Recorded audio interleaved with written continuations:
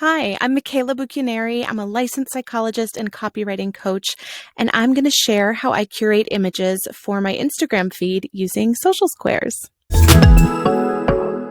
Now, I live by my content calendar. I rarely post on the fly. So my first step always is to take a look at my plan for the week I'm scheduling and see what I need. And I just do that old school on a pad of paper right here on my desk. So once I've done that, I open up my scheduler and let's say I'm planning the rest of this week here in July. I like to make use of these placeholders. I'll drop a quick label just as a visual cue to me of what piece of content I have planned for that day so that at a glance, I can see what kind of images I need to be pulling once I'm inside social squares. And I like to use these little placeholders because not only do they help me map out in a really simple way, kind of visually what I want to have going on in my grid, but it also is just a quick at a glance cue to me so that when I'm heading into social squares, I have an idea of what kinds of images I want to be pulling. It's kind of like going shopping with a shopping list rather than just like rolling up to Target and letting yourself be pulled in by all the bright, shiny objects. So with these three pieces of content in mind, then I head over to social squares. And once I'm inside, I usually go straight to the custom curation section. I love this feature of social squares. Not only is it so much fun to play with, but it's so very helpful to someone like me who tends to think in words, not pictures. I have really relied on this to help me build my own comfort with pulling together a cohesive grid, figuring out which images to pair with others, and just really finding my own groove and my own style on the platform. So I usually keep the same set of colors checked here. However, sometimes just for straight up inspiration, I will reset this and plug in some colors that are just completely different to what is in my branding, purely because I love to see what this feature pulls up. I get so much inspiration just from seeing images that, yes, are in a different palette than I might use, but it really gets the creative juices flowing so that then when I come back and I reset it to my colors, I find that I'm seeing whatever is pulled up, whatever images this pulls for me, I'm seeing them with fresh eyes. Now down here in the keywords section, I have a set of words that I just leave plugged in here typically, but I'll play around with different ones, especially if there's something that I know I'm looking for in particular.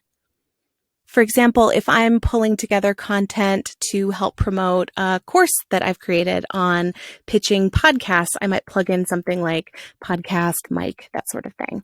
But it's really fun to just plug this in, and I love seeing what it pulls up. And because the images are constantly being refreshed, it's always a new selection.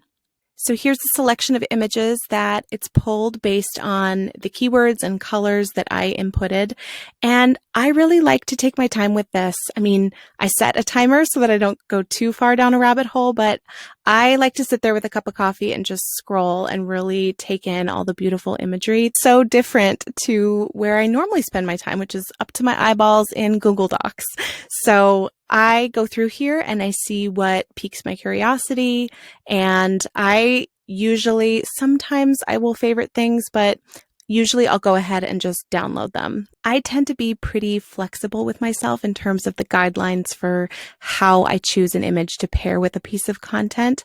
And that's largely because in the health and wellness world, and I'm generalizing here, but there is a tendency to see images that are paired quite literally with the content of a caption.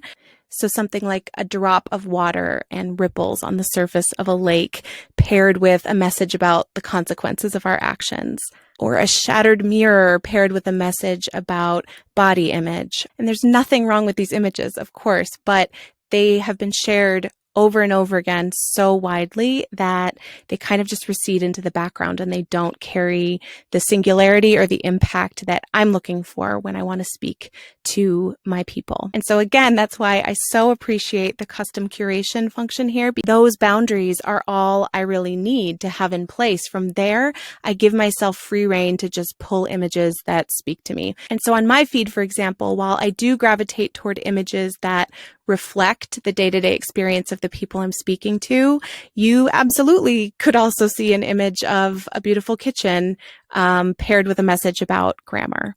I actually think that allowing myself the freedom to not pair images with captions quite so literally is actually what helps give it a more elevated feeling on my feed. I get lots of really positive feedback from people that come across my account for the first time. And again, I have no background in any of this. I really attribute it to playing around with the really well planned out tools inside Social Squares. So back to what I'm looking for today. For my editing tip post, I might choose something like this.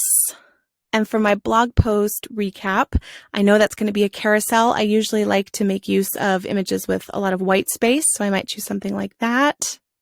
And for my tool recommendation post, I think I'd go with something like this. I would then take these downloaded images and upload them to my Dropbox folder where I store all my Instagram images, and then I would move them over to my scheduler. So I want to show you how I would pair one of these images with a caption. So let's say this is the image that I've chosen for my post where I'm sharing a favorite tool to help me focus. I like to batch my captions in a Google Doc, but I want to show you how I would use one of the captions included in my Social Squares membership. So I'm going to take a little detour and pull up a list of captions here. So of course we have our images suggested here alongside each caption, but because I already have the image that I know I want to use, I'm just going to scroll through here and look for a caption that might work. So the post I have planned is highlighting a tool that saves me time and is a solution I've found. So I think this caption is a perfect fit. So I would grab that and drop it up here into a Google Doc. So here's the caption prompt that I'm working with. And over here is just a little note to myself. This is to, again, keep the person that I'm speaking to top of mind as I'm working with this caption. These are just a few descriptors that I've pulled from recent entries in my own copy bank, just based on words that are describing who my dream client is and what they're dealing with these days. Down here as well, I have some of the kind of most recent, most acute pain points that they're experiencing so that I can find a way, if I don't literally include one of these keywords, find a way to somehow speak to this indirectly. Something I appreciate about the Social Squares captions is that they work perfectly well as a fill-in-the-blank kind of plug-and-play solution to pairing a caption with your image. So you really don't have to do much to them to make them your own. But if you want to use it as a springboard to build it out into more of a longer format post or something that incorporates additional pieces, you absolutely can. It works really well as a template. So if I were using this one, I'd probably start it off with a headline of some kind. So I might say something like, "The magic of focus. No hocus pocus." Corny, but because my brand voice is a little corny. And I like to use a lot of white space in my captions, so I'd go through and infuse some line breaks.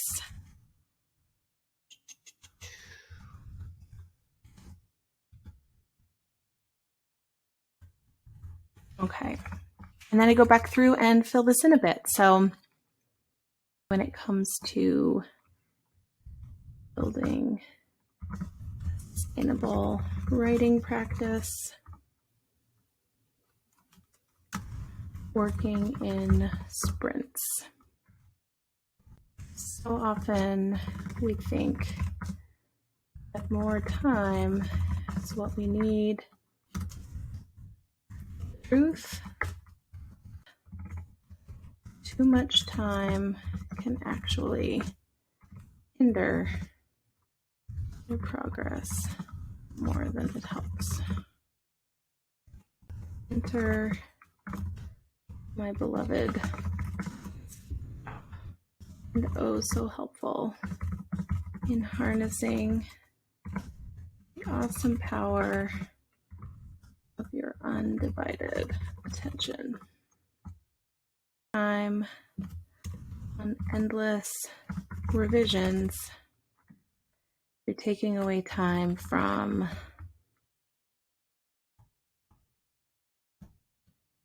actually serving your people.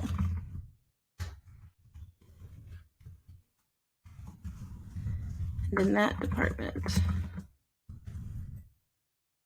your beautiful brain is capable of all kinds of magic.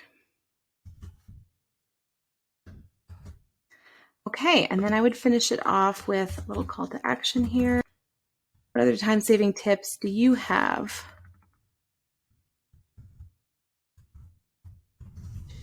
And that is how I would take Social Square's caption template and make it my own. So once I'm happy with that, I would come back over to my scheduler, drop it here, and schedule it to post. So we're over on my feed now, and I just want to give you a quick peek at how I'm able to pretty seamlessly incorporate my Social Squares images with other images that I'm using. Here I have worked in different kinds of posts, reels, IGTV, previews, regular static posts, but you can see it all pairs really well. For example, this is an image that I pulled from a different source, and here is a Social Squares image, and I think they all look really at home together. I tend to follow a pretty loose cadence of light and dark, more white space in an image, and then something that's more saturated. I have my own images from, this is an event that I spoke at. This is just a selfie in my office. Here is a mock-up, a Social Squares image that I used to mock up a mini course that I released.